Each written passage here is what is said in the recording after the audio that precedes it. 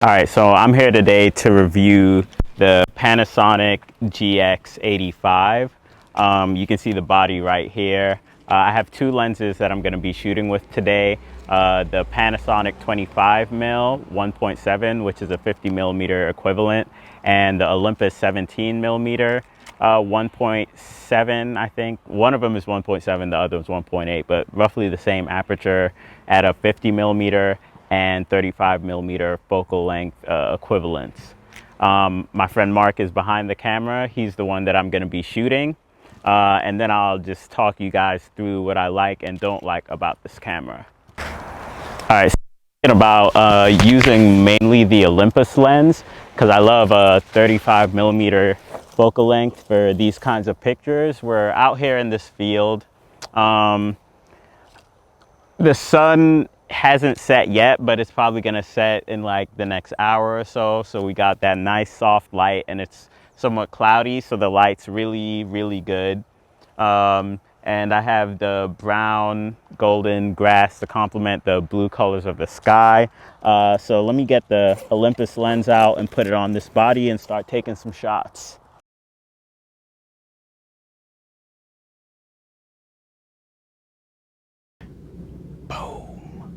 Focus, Lumix, baby. So I'm gonna break this review up into three sections. I'm gonna tell you guys why I got this camera. I'm gonna tell you guys what I really like about this camera. And I'm going to tell you guys what I don't like about this camera and the reason that I'm ultimately selling it. All right, so I got this camera for the purpose of it being kind of like a B camera for my A6300. That's my main camera that I shoot photos and videos on. I'm what you call a hybrid shooter, you know, if you haven't heard of it before. I shoot photos and video, and I like my camera bodies to be able to shoot both. It's going to be like the backup. You know, I have the APS-C sensor that I'm going to use for most of my stuff. A6300. Everyone knows about that camera at this point. And then I get this as like kind of a little bit smaller, a little bit more compact. It's a micro four thirds sensor. It doesn't have a mic input, but I don't necessarily need a larger sensor because I already have one in the A6300. Don't necessarily need a mic input because this isn't going to be my A camera. A6300 has a mic input. So I just needed the features that this had, you know, great 4K, also does slow motion, touchscreen, which is awesome, that you can use in, you know, well, actually, let's get to that.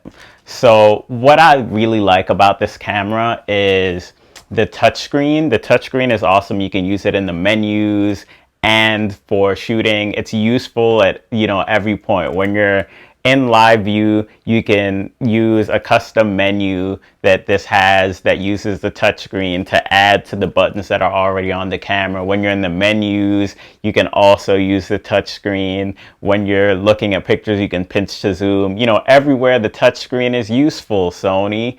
Yeah, so that was awesome. Also, the in-body image stabilization in this, really good.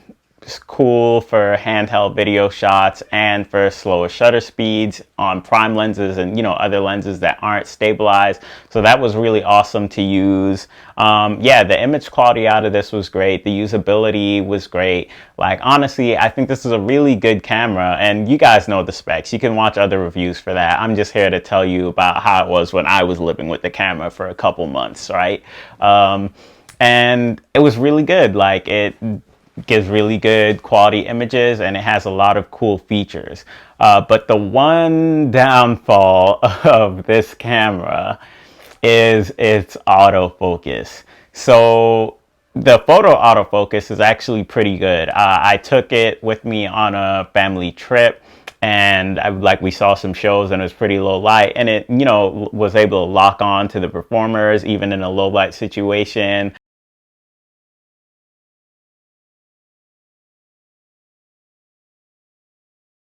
For photos, the autofocus is fine. So if you're mainly a photo shooter or just someone even who shoots video, but you're mostly behind the camera, you're not getting in front of the camera a lot, then the autofocus should be fine. And, you know, if you really need to and you're behind the camera, you can always manual focus. So that's not that big of an issue. But this camera doesn't have an articulating screen. So if you're recording yourself or in, just some other situation where you need to trust the autofocus because you can't see yourself with this camera, or maybe you're shooting and you can't manual focus yourself, or something's happening really fast, or a lot of different situations where autofocus would come in handy. This autofocus isn't that reliable, to be honest. Like I was using it for vlogs, and I had it misfocus sometimes.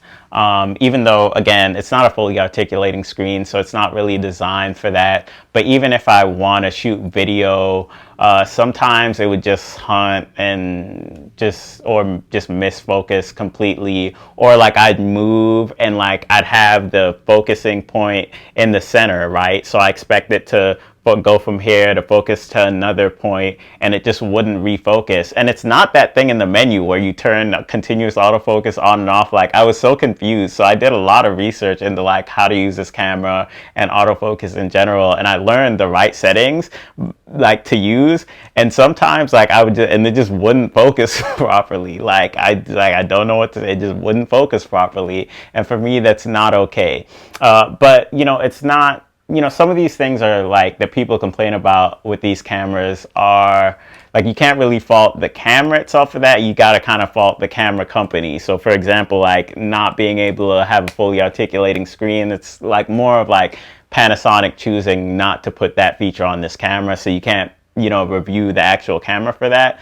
But the autofocus, and I think from like Panasonic as a whole, like they have just got to get it together. Okay, so while I was doing research on like autofocus, and I wanted to make sure like when I was reviewing this, because I had problems with autofocus, I really knew what was going on and what was happening. So I did like a lot of research into how different autofocus systems work. Like I learned about Canon's dual pixel versus like Sony's hybrid versus the contrast detect type thing that this camera is using. And the fact is that inherently, like since Panasonic is not using any kind of phase detection, their autofocus is just kind of going to be worse. Okay, I'll explain it really quickly, but I'll put a playlist of videos that explain it better than I can in the description, or maybe I'll put it in a card or something in the end screen, who knows. But it'll be somewhere for you to find it. Essentially, Panasonic only uses contrast-based auto detection. The way contrast-based auto detection works is it'll back focus and front focus a little bit and try and see where is the most contrasty or sharpest part of the image. So it has to kind of go past and back focus and front focus a little bit of both, just to be sure and to check that it's focusing in the right direction and that it's on the most contrasty, well, things are sharpest or most contrasty, right? That's how that focus system works. Whereas with phase detection, what they do is they actually have essentially two different perspectives, and they know like from what direction by comparing the two images when they're in focus, and they know the camera knows, right, what direction it needs to focus in to get it more in focus, so it doesn't have to hunt. It can go straight to what it knows to be the correct focus. So yeah. I don't do a great job of explaining it. You really need like diagrams and things to really get it. So I'll put those videos in the description below. But essentially, because Canon and Sony and a lot of the other companies are using phase detect technologies, which inherently give you more accurate and consistent focusing, and it's the same concept of the focusing systems that DSLRs have been using for their single autofocus things for photos. It's the same idea, and those, as you know, are super fast, pretty reliable at this point. This doesn't use that, and that's why the Panasonic cameras are always like hunting or missing focus and things like that. And for a lot of applications, like the autofocus on this camera and a lot of other Panasonic cameras are perfectly fine, perfectly acceptable. But for me, for the type of stuff that I do, also because I've been spoiled by my A6300 and its autofocus, you know, I just couldn't get down with this. It was just kind of frustrating to deal with the autofocus issues, even though in a lot of situations it was fine. When it does come up that it's not autofocusing, or like, you know, you were doing a video of yourself and then you go and you see that it wasn't focused correctly, it's just kind of like, you know, frustrating. Don't want to have to deal with that. And that for me is the only downside of this camera. Everything else about it, in my opinion, is pretty great. But yeah, if you have the GX85 and you have a different opinion, you know, feel free to leave it in the comment section below. You know, if there are other things that I didn't talk about that you want to point out about the camera, you know, leave it in the comments below so that we can inform other people about the camera and help them decide whether or not they should buy it. In my opinion, I think this camera is still a good buy. I'm not going to be keeping it personally, but if I needed another, like a camera specifically for like travel and things like that, where I was mostly going to be behind the camera so I could confirm focus and all that stuff, like the image quality is good for Micro Four Thirds, like the price is good. I got a really good deal on mine actually on eBay. You know, it's a good camera. You know, don't be dissuaded just because of my opinion of the autofocus. Really look at the features and see if it has what you need.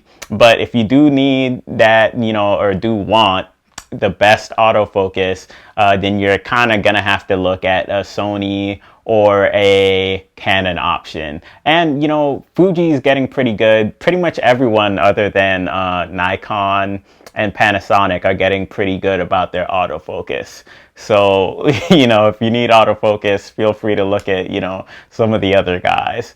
But yeah, thank you guys for watching this video. Thank you for giving me your time and your attention. If you want to see some more of my photography, you can check the link in the description. I'll have a link to my Instagram where I post photos before you ever see them here on YouTube. You can also find me on Twitter, Facebook, everywhere in the links in the description. If you like this video, give it a thumbs up. Check out some of my other videos where I do photography stuff, take you guys along my shoots. I do music stuff, show you guys how I make songs, all that stuff. Check it out, subscribe, and thank you so much for watching. Okay, I think that's it. I think I covered everything that I need to. Cool.